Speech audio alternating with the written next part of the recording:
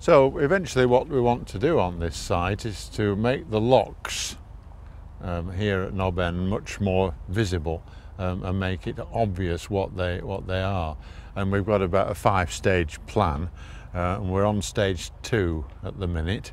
And stage 2 is basically to dig out the locks to a depth of 1.5 meters and make them more visible. And also to dig out the start of the Bolton arm, which is behind the Meccano bridge, and that's already started.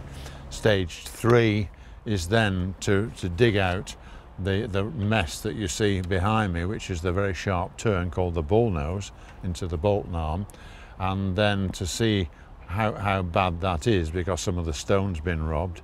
But we have an offer from one of the colleges in Bolton who want some training for bricklayers, and so we're hoping to get some free labour if we can provide the bricks and the materials, and they will be able to come and help us rebuild the bullnose.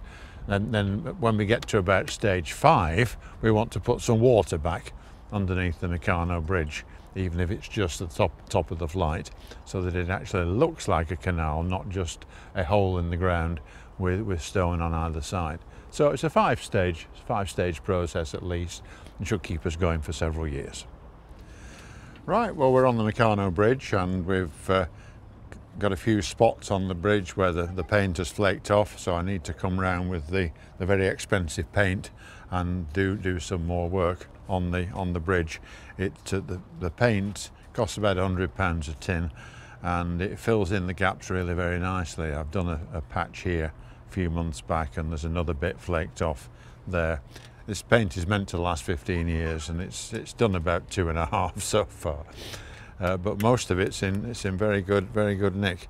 And the other amazing thing about this bridge is that it's now been here for all these several years, and there's no graffiti on it, which is really a great testament to local people who seem to respect the bridge and respect it as a important local feature.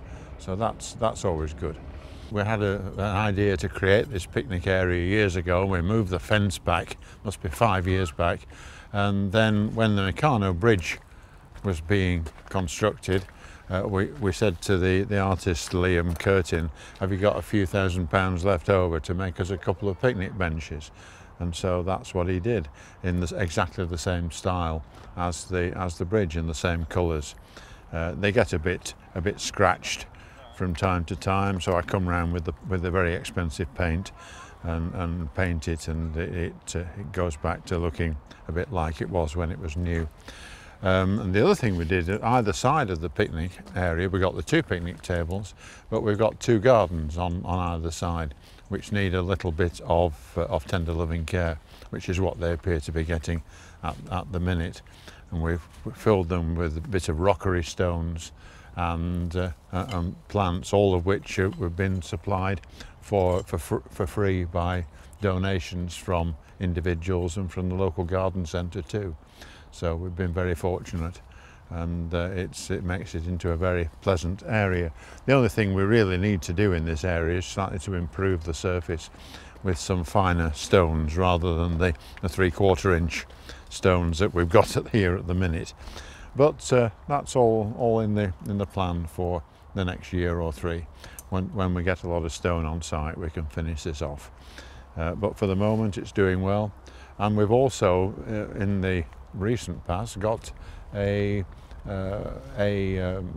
Meccano bench to complete the set. So looking from here, you've got the 2 Meccano picnic tables, then the Meccano bridge, and then just down on the lock flight there's a Meccano bench, which was made again, designed by Liam Curtin, the artist, to exactly the same sort of look and the same colours, but that was funded by money donated at 2 funerals.